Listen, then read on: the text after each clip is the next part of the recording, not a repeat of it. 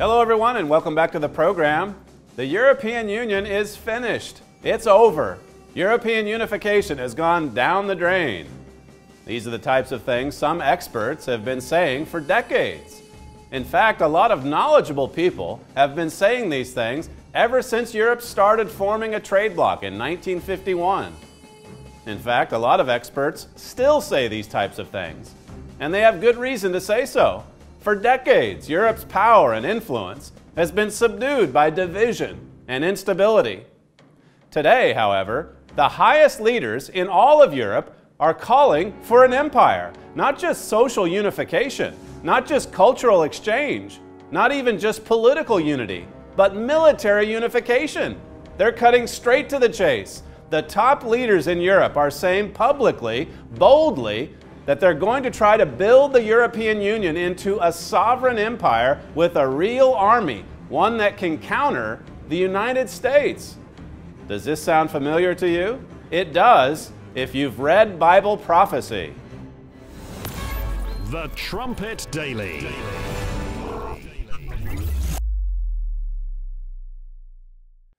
Are you awake to what is going on in Europe today? Most people aren't.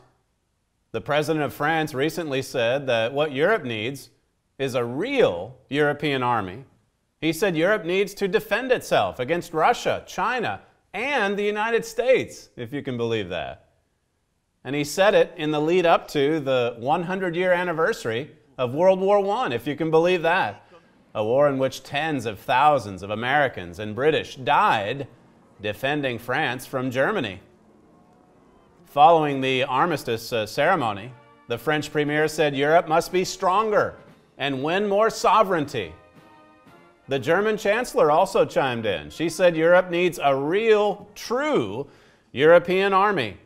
France's finance minister said it straight out. He said that the European Union should become an empire. After decades of Europe talking about sophistication, diplomacy, and soft power, and shunning phrases like colonialism, power projection, and especially empire, here are the top leaders in Europe calling for a literal empire to counter the United States. This is exactly the future forecast by Herbert Armstrong. Mr. Armstrong said in a sermon back in 1984, he said Europe will reunite and they will form a new empire, a new nation, political, with one currency, one military force, one government.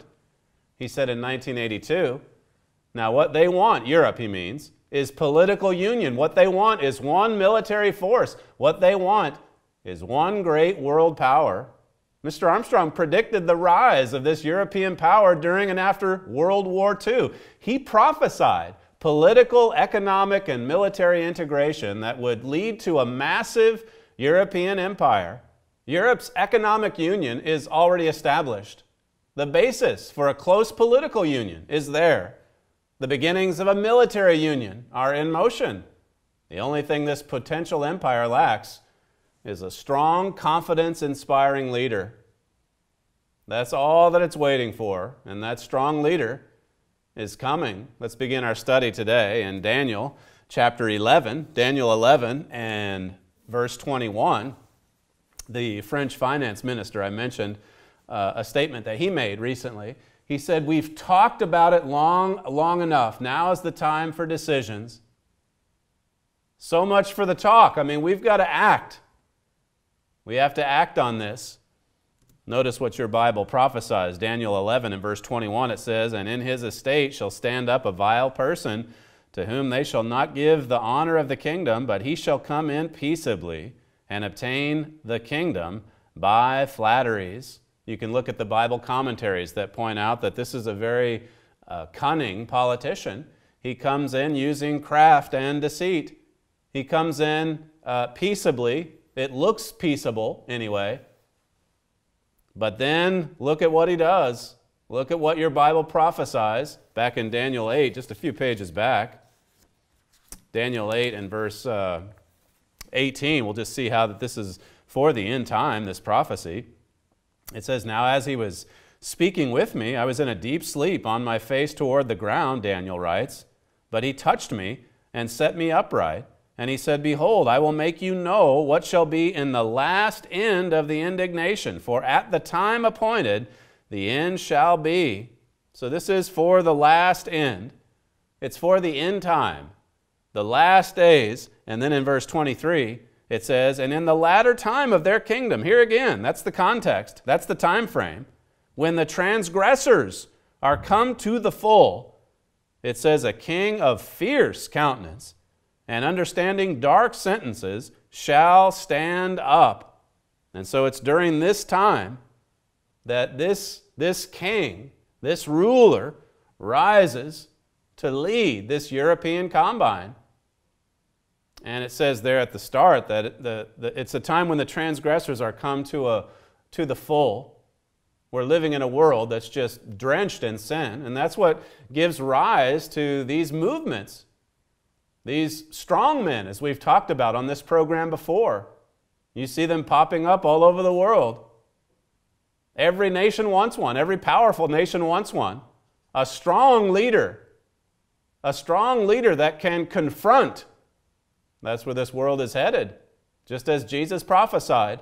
For then shall be great tribulation, such as was not since the beginning of this world, since there was a nation. That's what Jesus said. That's what Daniel prophesied in chapter 12. As soon as Europe gets that strong, confidence-inspiring leader, then everything's going to be changing fast, and dramatically so. Look, it's already happening so fast. I gave a program just a few weeks ago on the spirit of Charlemagne, and I just went back and looked at those notes earlier today, and it's astounding to me what's happened just in the last month and a half, just in the last month since I recorded that program. Are you awake to what's happening in Europe? Are you familiar with what Herbert Armstrong prophesied 50, 60, 70 years ago? He was saying things back in the 1950s that you read about now, today, in the European papers, in the British newspapers. Look at this quote. This is from The Plain Truth, 1954. All Europe is actually ready, just waiting for the confidence-inspiring leader. That man is there somewhere. And so he talked about this union of 10 kings, 10 kingdoms. They want economic union. They want political union. They want military union. He was saying that back in the 1950s as well. And now we see all of these top leaders, as I said at the top of the show. They're calling for an empire. They're saying enough with the talk. And these aren't just commentators at newspapers. That's what it was a few years ago. Now it's the top leaders saying enough. We've tried to press these 28 nations together, and it just hasn't worked. It's not stable enough. It's not strong enough. We need an empire. We need an emperor. Another one here, this is from 1956. It says here that they're thinking more and more about the coming United States of Europe. That's what the leaders in Europe are thinking. And it's going to unite against our nations. That's what Mr. Armstrong was writing back in the 1950s. It's astounding, really. Verse 25, here in Daniel it says, And through his policy also he shall cause craft to prosper in his hand, and he shall magnify himself in his heart, and by peace shall destroy many. He shall also stand up against the prince of princes, and he shall be broken, but it says he shall be broken without hand. So he acts like he wants peace, like so many rulers in the world today. But what is the nature of man? What has been man's history? Look at the 6,000 years of human civilization. Look at what we've done to ourselves. Look at what happened even over the last 100 years. As I said at the top of the show, we just recently passed the 100-year anniversary of the end of hostilities following World War I. The Great War. That was supposed to be the war to end all wars. And then just a little over 20 years later, here comes World War II with 5 or 6 times the amount of casualties. 60 million people slaughtered in that worldwide war. Could it happen again? They said, no, it'll never happen in the lead up to World War I. And then they said the same thing in the 1930s. And I suppose there are plenty today who would say nothing like that could ever happen again. There are a few voices, however, that are warning, that are saying this looks very much similar to what happened before those two wars. Well, you look at, as I say, I mentioned just how dramatically things are changing just in the past few weeks since I gave a program on the spirit of Charlemagne, that spirit that leaders in Europe want to resurrect. Well, now you look at politics in Germany, for example. There's lots of instability there. You have the chancellor who says that she's not going to run for re-election. She's going to step down as the leader of her party. That's the CDU in Germany. Then there's the CSU leader, the sister party in Bavaria. The longtime leader there, he's stepping down as well. So the old guard is on the way out. And in comes the new leaders, the younger leaders. I mean, this is dramatic. These are pretty significant developments in Germany, in France, here in the UK. I mean, this nation is divided by Brexit. The United States is divided bitterly along political lines. You have that 100-year anniversary, and you see, even at the ceremony, this growing divide between Europe and the United States. The United States that for the longest time was the security umbrella that protected Europe. The one that spearheaded the NATO alliance. That's beginning to fall apart. That's beginning to break down. Well, in the words of the former German foreign minister, he said it's no exaggeration to say that 2019 will be the year that makes or breaks the European Union. I mean, just look at the past year. Just look at what happened with the German elections in 2017, and then it took months just to put a government together. And that government has grown weaker and weaker with each passing day. And now the chancellor's going to step down. And now there's going to be new leadership. There's a lot of angst. There's a lot of anxious people, a lot of people who are disturbed by the direction of Europe, of their nations in Europe, of the refugee policies and other problems. There's nations in the Union that are struggling financially. But look at what will emerge at the top. The powerhouse, that'll be Germany. And then we wait for this Daniel 8 strongman. It says here in George Friedman's publication, Geopolitical Futures, what is clear is that Germany is tired of its political leaders, but uncertain of who should replace them. This kind of political uncertainty might not matter in most countries, but in Germany, the beating heart of Europe, it has profound international implications. You see, are we watching what's happening in Europe and the rest of the world, but in Europe in particular? Profound international implications. This is the beating heart of Europe. My father wrote in, it's the Next Trumpet Magazine to come out. This is the December issue right here. You can subscribe today, and hopefully as a Trumpet subscriber you'll receive an invitation to one of our public Bible lectures. But this is coming out in the Next Trumpet, where he says, look through history and you'll find 6 resurrections of that Holy Roman Empire. Today the 7th resurrection is staring us in the face. Yet people still don't know what it is. That's amazing, he says. Not even the people who live under it know it. He says we must be familiar with the Holy Roman Empire. We have a booklet here. We've offered it before, I know, but if you haven't ordered it yet, make sure that you call our operators. We'll show the number on our screen. You can order it during the break and request the Holy Roman Empire in prophecy. We have that, and of course the Trumpet Magazine, as I just mentioned, and then this article, this handout, the strong German leader. It's imminent. I mean, this strong man that Daniel 8 and Daniel 11 prophesies of, he's about to come on the scene. These are exciting times as well. I mean, sobering for sure, but exciting as well, because so many of these fulfilled prophecies, they usher in the return of Jesus Christ to this earth. Make sure that you contact our operators today and request the Holy Roman Empire in Prophecy, this other pamphlet, and then also subscribe to the Trumpet Magazine. We'll be right back. The Trumpet Daily.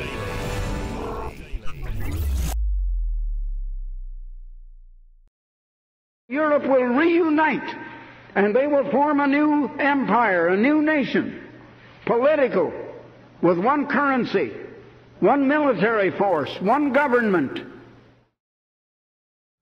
Europe will reunite and form an empire. That was Herbert Armstrong in a message he gave back in 1984.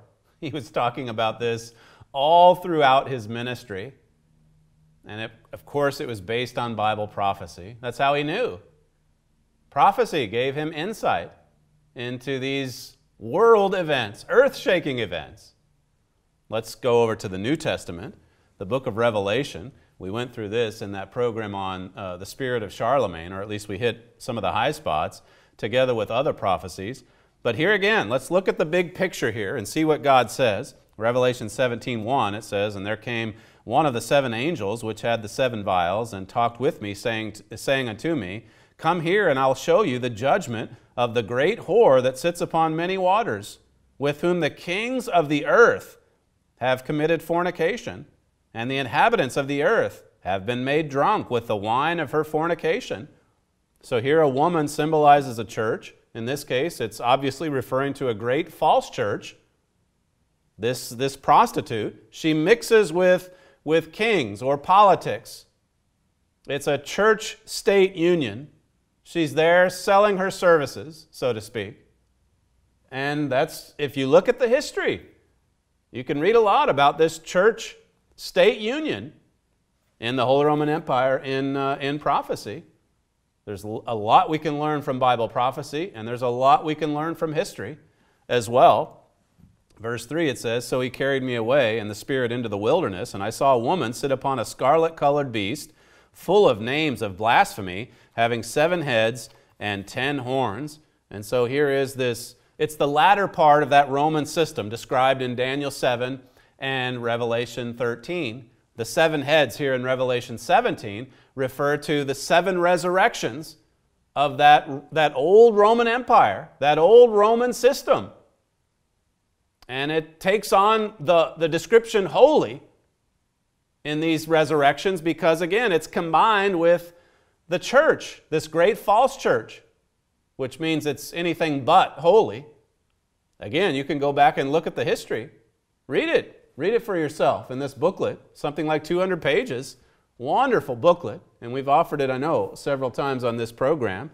But you have these 7 resurrections, and then the final resurrection is you have 10 horns on that head, and that, of course, represents the 10 kings that come together as one during that 7th and final resurrection of the Holy Roman Empire. And then verse 5, it says, "And upon her forehead," this is the woman straddling the beast, "was a name written, Mystery, Babylon the Great, the mother of harlots and abominations of the earth." It's the same old Babylonian mystery religion that traces its origin all the way back to the days of Nimrod and the Tower of Babel. Babylon means confusion, and that's what you see in the world of Christianity today. Never mind what some preachers might say, that we're all together in this. Look at the different denominations. Look at the different beliefs. Look at the many different gospels. Look at the churches that fight with each other. You have the great mother church. You have all of the protesting daughters that broke away centuries ago. And that's mutated into all kinds of different... There's something for everyone in this world. But Jesus said, Christ, the church, is not divided. Jesus heads up the church of God. He's the head of the body. And just like your physical body is not divided into hundreds and hundreds of parts, there's just the one body that is the church.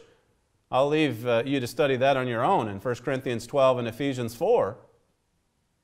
But look at all of the confusion. God says the whole family is caught up into these Babylonian mysterious practices, pagan practices. Verse 6, it says, "And I saw the woman drunken with the blood of the saints and with the blood of the martyrs of Jesus. And when I saw her, I wondered with great admiration." There's a great martyrdom prophesied to come upon God's people, repentant saints of God. And that's been the history too. This great false church has persecuted the true church of God. That's why the New Testament speaks of the true church as a little flock and scattered, because they're often on the run from this mother church. Drunk, it says, drunk on the blood of the saints. That's some strong language. But that's what your Bible says. That's what Revelation 17 says. So we read it and we have to believe it. And you can go into history and prove it as well. Verse 7, it says, "And the angel said to me, Wherefore did you marvel? I will tell you the mystery of the woman and of the beast that carries her, which has the 7 heads and the 10 horns." Why are you marveling? You can know this mystery if you're willing to do a little study, if you're willing to look into it, to dig a little bit, and to humble yourself, like it says in Matthew 11:25, to be a child, a teachable little child, spiritually speaking. Then God can show you. God can open your mind to understand. Verse 8 says, "The beast that you saw was and is not, and shall ascend out of the bottomless pit and go into perdition. And they that dwell on the earth shall wonder, whose names were not written in the book of life from the foundation of the world, when they beheld the beast that was and is not, and yet is." Now, why would God use this kind of confusing language to describe this beast? These 7 heads, the 7 resurrections. Well, verse 10 continues. It says, "And there are 7 kings," so there's 7 resurrections of the Holy Roman Empire. 5 are fallen, 5 are come and gone.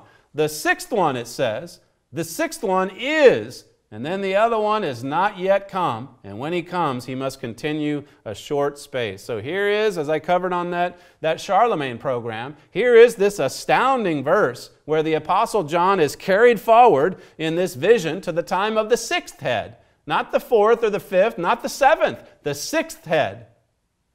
The one that is, the 5 that were fallen, they encompass a 1260-year period.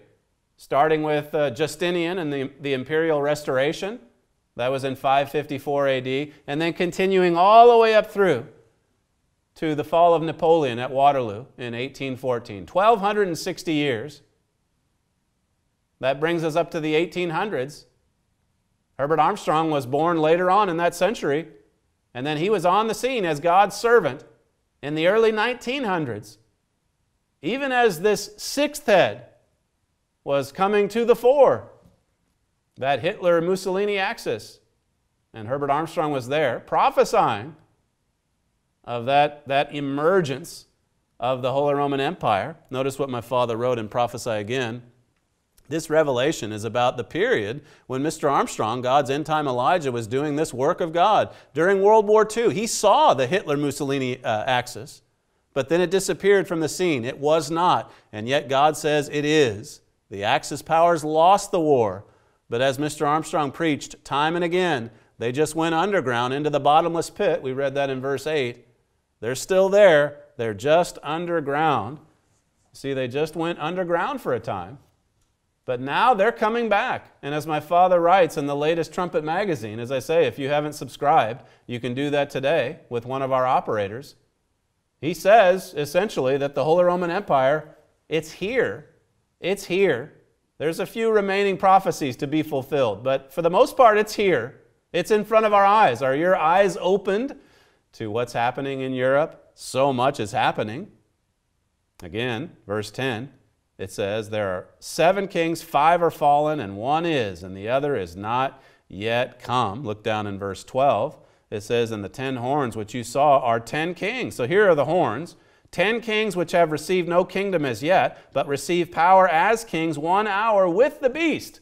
So these are 10 kings that come together in this end time as part of that final resurrection of the Holy Roman Empire. And verse 13 says they have one mind. They're all thinking the same. It's a mixture of iron and clay, as Daniel 2 says. So you can see why there's been a lot of division and strife, and it hasn't been the most powerful union. It's going to be downsized from 28 to the 10. But when that happens, and when you see the strong man come, beware.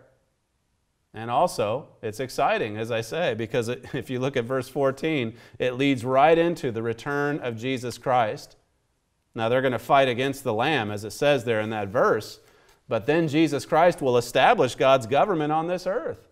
And finally, all of mankind can come to know what it's like to be ruled by a just, loving, merciful, fair government, the perfect government of God.